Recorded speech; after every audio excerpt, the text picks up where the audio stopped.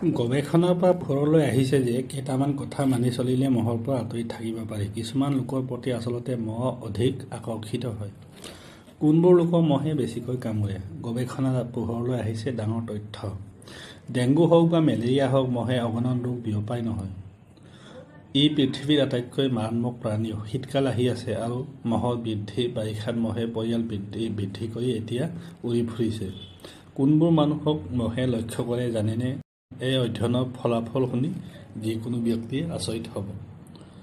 গৱেষণাৰ পৰা দেখা গৈছে যে কেইটামান কথা মানি চলিলে আপোনাৰ পিছে পিছে মহবোৰে ঘূৰি ফুৰা বন্ধ কৰিব। একাধিক গৱেষণাৰ পৰা দেখা গৈছে যে কিছুমান লোক আচলতে মহৰ প্ৰতি অধিক আকৰ্ষিত হয়। মহে কাক পচন্দ কৰে? ঘামৰ গোন্ধ পালে চাৰিওফালে মহবোৰ ঘূৰে। যিসকলৰ ঘামৰ পৰা লেক্টিক এচিড, ইউৰিক এচিড, এমিনিয়া বেছিকৈ উৎপন্ন হয়, মহে তেজৰ গোট AB আৰু O থকা মানুহৰ ওচৰত যায়। তেজৰ গ্ৰুপ O আৰু AB থকা লোকক আনতকৈ মহে কামোৰাৰ সম্ভাৱনা বেছি। চিকিৎসক অনিৰ্বাণ দলইয়ে কয় যে কোন মানুহৰ লেক্টিক এচিড বেছি আৰু কোন মানুহৰ কম আছে সেইটো বিচাৰি উলিওৱাটো অতি ব্যয়বহুল আৰু ই সহজ নহয়। সেয়েহে মহৰ বিস্তাৰ ৰোধৰ বাবে কিছুমান ব্যৱস্থা আছে আৰু ইয়াৰ দায়িত্ব চৰকাৰ, পৌৰসভা আৰু সাধাৰণ জনতাৰ ওপৰত। মহৰ আক্ৰমণ। মহে মানুহক বেছিকৈ আক্ৰমণ কৰে যেতিয়া তেওঁলোকৰ শৰীৰৰ পৰা অধিক কাৰ্বন ডাই অক্সাইড নিৰ্গত হয়।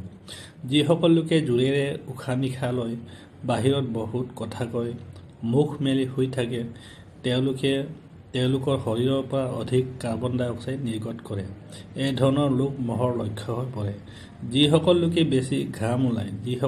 বেছি ঘাম ওলায় তেওঁলোকক মহে কামোৰাৰ সম্ভাৱনা বেছি, কাৰণ ঘামত থকা লেক্টিক এচিড মহৰ প্ৰিয়। বহু ঘাম ওলোৱা মানুহক মহে বহু দূৰৰ পৰা ধৰা পেলাব পাৰে। গৰ্ভৱতী আৰু অতিৰিক্ত ওজনৰ লোকৰ প্ৰতি মহৰ আকৰ্ষণ বেছি।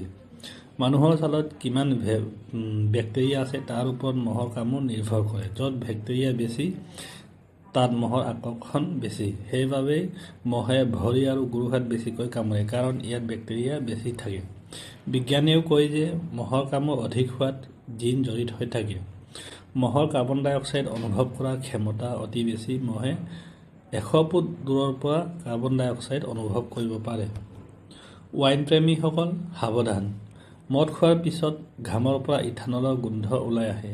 সেই ইথানলৰ গোন্ধই মহক আকৰ্ষণ কৰে। কলকাতা পৌৰসভাৰ মুখ্য পতংগ বিজ্ঞানী দেৱাশীষ বিশ্বাসে আৰু কয়, বেছিকৈ মদ খোৱাৰ ফলত অধিক ঘাম ওলায় আৰু ঘাম ওলোৱাৰ অৰ্থ হ'ল ইয়াত অধিক লেক্টিক এচিড